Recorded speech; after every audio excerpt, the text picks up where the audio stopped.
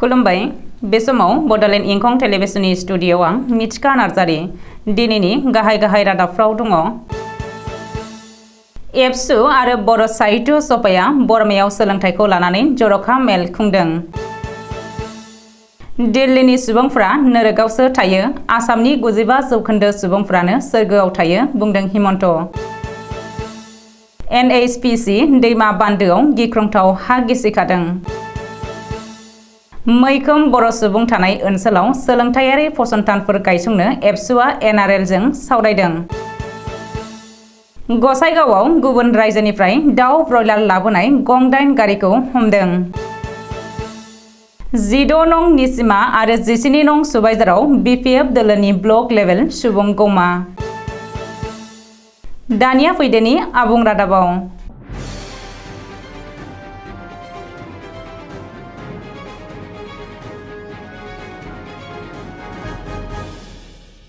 बाक्सा जिल्लानि बरमायाव दुलाराय बर' फरायसा आफाद आरो बर' साहित्य सभानि जर'खा मेल। बरमायाव दुलाराय बर' फरायसा आफादनि बानजायनायाव दुलाराय बर' फरायसा आफाद आरो बर' साहित्य सभा जथायै सोलोंथायारि बिथिंखौ लानानै मोनसे जर'खा मेल खुंदों। बे जर'खा मेलखौ मासि लानानै सामलायदों दुलाराय बर' फरायसा आफादनि लेङाइ आफादगिरि खोरोमदाव औवारिया आरो बे मेलखौ मेहेरगोनां बिबुंथिनि गेजेरजों बेखेवनानै होयो बर' साहित्य सभानि लेङाइ आफादगिरि प्रशान्त बर'आ।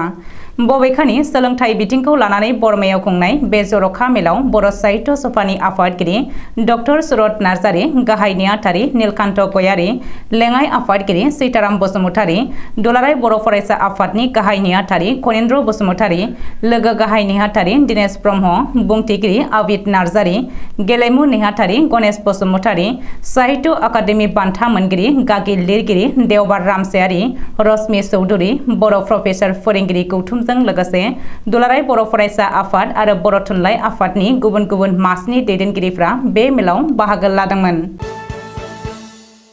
आसामाव फैनानै BJP सोरखारखौ गोख्रों रावजों चेलेन्ज खालामनानै थांबाय दिल्लीनि गिबि मन्थ्रि आरो आपनि गाहाय दैदेनगिरि अरविन्द केजरीवाला। अरविन्द केजरीवाला आसामनि सोलोंथाइ, सावस्रि बिथिंखौ लानानै खैला सिन्डिकेट, सुपारि सिन्डिकेटनि सायाव माखासे गोख्रों अजदफोर होनांदों।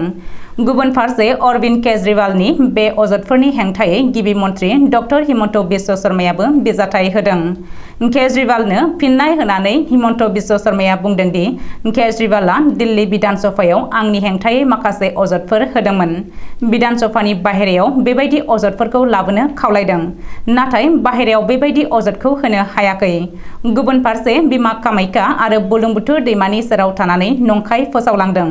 केजरीवाला दिल्लीयाव 2 लाख साख्रि होबाय होननानै दाबि खालामदों, नाथाय खौरां लानानै मिथिनो हादों दिल्लीयाव गासै 1,50,000ल' साख्रिनि मासि दं होननानै गिबि मन्थ्रि डक्टर हिमन्त बिश्व शर्माया बुंदों आरो 2 लाख साख्रिखौ बबेयाव होखो बेनि रिपर्टखौ हिमन्तआ बिदों आरो बेखौ लानानै दिल्ली सोरखारनो लाइजाम लिरहरगोन होननानैबो बुंदों।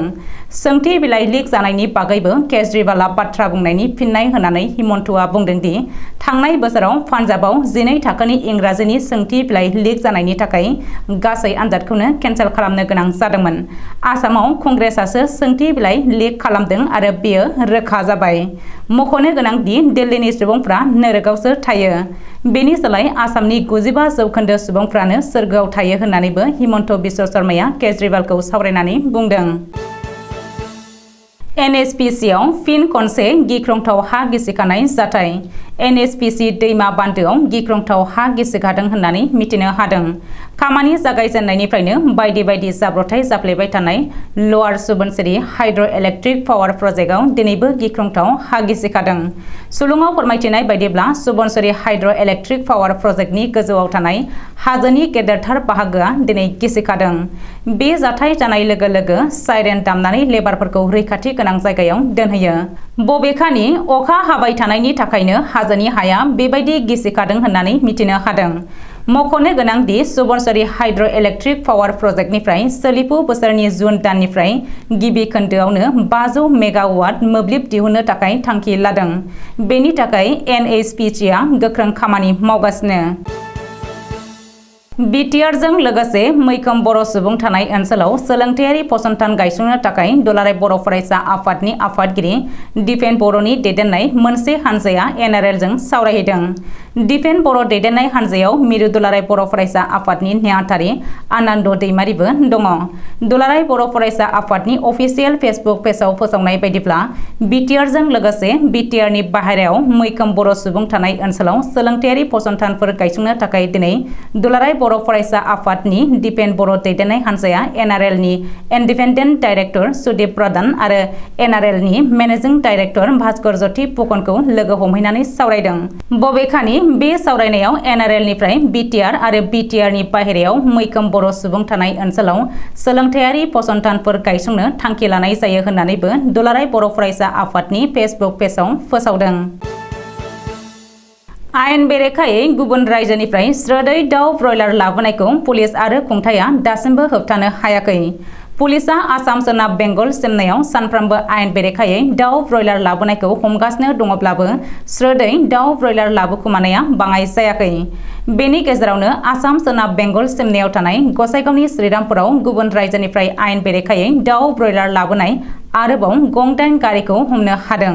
मिथिनो हानाय बायदिब्ला सिमालटापु पुलिसआ थांनाय हराव अपारेशन खालामनानै आयेन बेरेखायै गुबुन रायजोनिफ्राय दाउ ब्रयलार लाबोनाय गं-10 बलेर' पिकआप गारिखौ हमदों।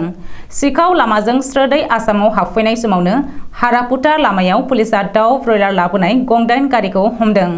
मिथिनो हानाय बायदिब्ला आसाम सोरखारा गोख्रों होबथानायनि उनावबो सुरां फालांगिरिफ्रा सिन्डिकेटनि जोहै आसामाव सिखाव लामाजों गुबुन रायजोनिफ्राय दाउ ब्रयलार लाबोखुमागासिनो दङ।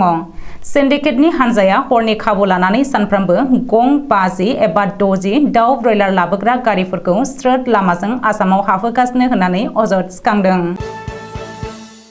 चिरां जिल्लानि 14 नं निसिमा आरो 17 नं सुबाइजार ब्लकनि बल्लामगुरियाव फारियै दाबनै जायगायाव बिपिएफ दोलो ब्लक लेभेल सुबुं गौमा जानानै थाङो।